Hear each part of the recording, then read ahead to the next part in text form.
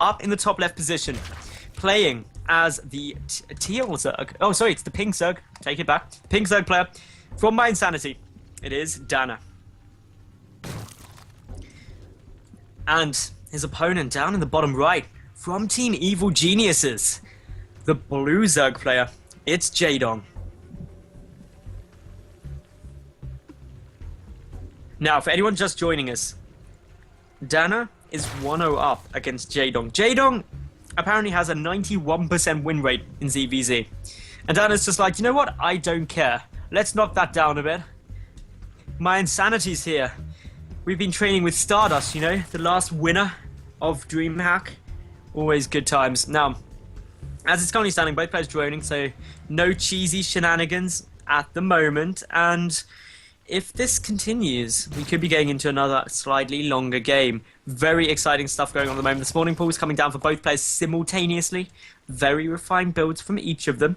And yeah, as it stands, this is a relatively normal looking game. I'm always really dubious when I say a normal looking game in ZvZ, because while at this stage, nothing's too exciting happened. If you take your eye off the lava count, or the kind of if someone stops droning for a moment or two, it can suddenly become a normal game into, oh my god, they're rushing me.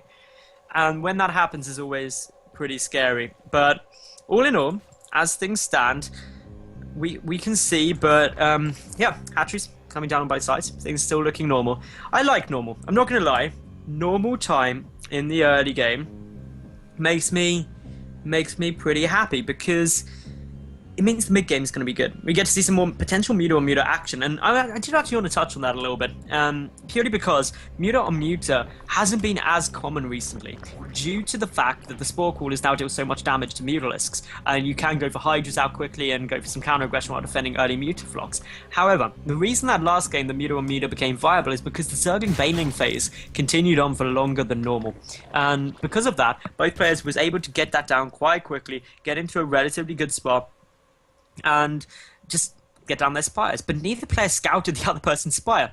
DaNa, going mutalist, went for the +1 flyer carapace, which, as I said, is the upgrade you always get in ZvZ. And the reason you always get that rather than the attack, which you get in other matchups, is because of muta on muta fights. The bouncing glaive with +1 carapace does less damage than a bouncing glaive with +1 weapon attack. So the damage reduction is greater on the splash damage, which is critically important, and why that last engagement on the muta on muta fight went in DaNa's favor. Also, DaNa had the ground superiority, which meant that the Zergling soaked up some of the bouncing glaives too. So once you start getting that initial kind of tipping point in muta on muta fights, it snowballs really quickly, and one player will win significantly most of the time. Anyway, DaNa is getting the scout off, sees the one gas up there. Both players getting speed down near identical times. The drone count exactly the same. The supply count, one in favor of Jaedong at the moment, just due to the fact that he's got those two Zerglings on the field. So very, very close game. Baneling Nest coming down for DaNa again, but the Evolution Chamber for Jaedong. Okay. Is he going to be going for some upgraded Zergling play? He certainly could. He could get down +1 carapace and go for some kind of Zergling roach timing push. Of course, that's a big thing to look for. If you get the carapace, you generally know that it's going to be indecisive between, obviously, roaches and Zerglings, a combination of both. But that, of course, all means we've got to wait and see what does come down. There's +1 carapace. Okay, Jaedong could definitely be going for some roaches quickly up this game, getting the second gas down. Meanwhile, DaNa just sitting there. Baneling Nest is nearly completed, still droning quite heavily. Both players fairly equal on the drone counts. 2 gases on both sides. Is that a third? Yeah, 2 gases. Only one up in the main base at the moment for DaNa. And yeah, between these two, things looking pretty good. JD, ooh, getting 22 Zerglings down. This is going to be a big little shove. DaNa needs to identify this, needs to make sure the Banelings are there, because that's when things start getting a little bit more fun. Zerglings still running around, flooding forward. The Overlord will see them. And now, does DaNa have the lava to produce anything? No, only 2 lava down at the moment. Has 4 Zerglings, 6 Zerglings down on the way. 2 Banelings morphing, and also getting down a second Spine Crawler. Knows this is going to be a big shove. JD waiting for a moment for the additional Zerglings to make their way across the map. But Are there going to be enough Zerglings to defend for DaNa? He does have 2 Banelings, 2 more on the way out. They're on the ramp. The Queen's blocking it off. This is good news, but the Zerglings have made it into the natural base, starting to pick apart some of these drones. The Banelings waddling forward as quickly as they can, trying to close up the distance with the Speedlings, but Speedlings made it up into the main base. Can the Baneling get the hit? No! The Zerglings get away. The drones fighting at the natural up against these Zerglings. Quite a lot of damage being done here by Jaedong, killing 3 drones there. And all in all, this is still going quite well for Jaedong. Oh, good Baneling hits there. This is getting picked apart. DaNa also getting down the Spire. Has that been spotted from Jaedong? That is the big thing. Well, it's down to the natural. It must have been. I can't believe that he hasn't seen that. And, oh no, he hasn't. It came down after those Zerglings were taken out. So no knowledge that that's coming. Jaedong also getting down his Spire. +1 ground carapace about to kick in for Jaedong. So that push came in before the +1 ground carapace. Critical. Jaedong also committing a lot more to Speedlings, ready to deal with this counter aggression. Remember, he doesn't have a Baneling nest.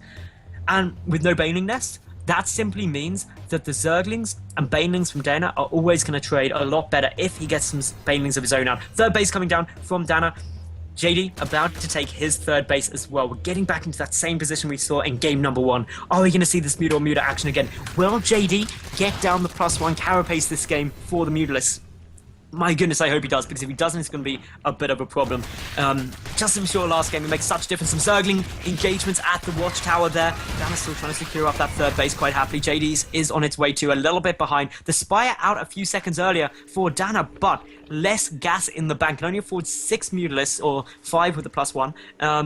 And yeah, JD going to try and run in with some more Speedlings here. Round the side, will scout the 3rd base. Could actually have a good job of trying to deny it. Meanwhile, Baneling does get a good connection there, forcing JD back that side. Baneling's waddling over for DaNa there. Is he going to be able to save this hatchery? Trying to as quickly as possible. The Banelings don't get a great connection there, but this next one is a bit better. But still, JD has a few too many Zerglings. +1 ground carapace also helping. DaNa really wants to save this 3rd hatch. Can he do it? More Zerglings streaming in here for Jaedong. He's going to try and shut it down. Cancel is forced from DaNa, and that puts DaNa in a bit of a tough situation, because now JD has that 3rd. It's about to complete, and that is an increase in economy, increase in production, and now it's all going to come down to the Muta fights. Oh, the natural base taking a little bit of damage.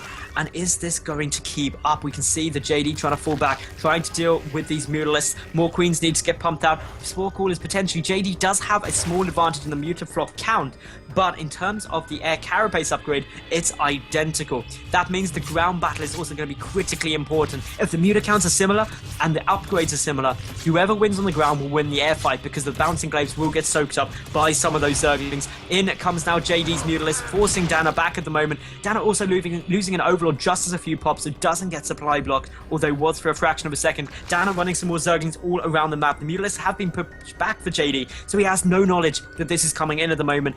DaNa sitting there with 25 Lings and 4 Banelings up against the 12 Zerglings of JD. JD still has no Baneling nest. That's the big thing to note. Zerglings are making their way forward. DaNa is going to try and run straight up into the main. Is going to be able to do so. Could start picking away at a good number of drones here. Going to try and do as much damage as possible. Also simultaneously moving in towards the 3rd, but there's a good number of units there for Jaedong in order to try and defend that. More units streaming across the map, though. The Mutalisk flock currently sitting at 15-9 in Jaedong's favor. That is a big advantage for him, and mainly due to the fact that he is mining quite a chunk more gas a minute. 700 gas a minute for the Evil Geniuses player compared to 450 for the My Insanity player. So this game is now in Jaedong's favor. It is that simple. DaNa is down in supply and down in workers due to that damage being done, but critically down in the Mutalisk count. However, that can change very quickly. Whoever has the ground advantage could get a good little win. So that means if DaNa is able to get some beautiful Baneling hits off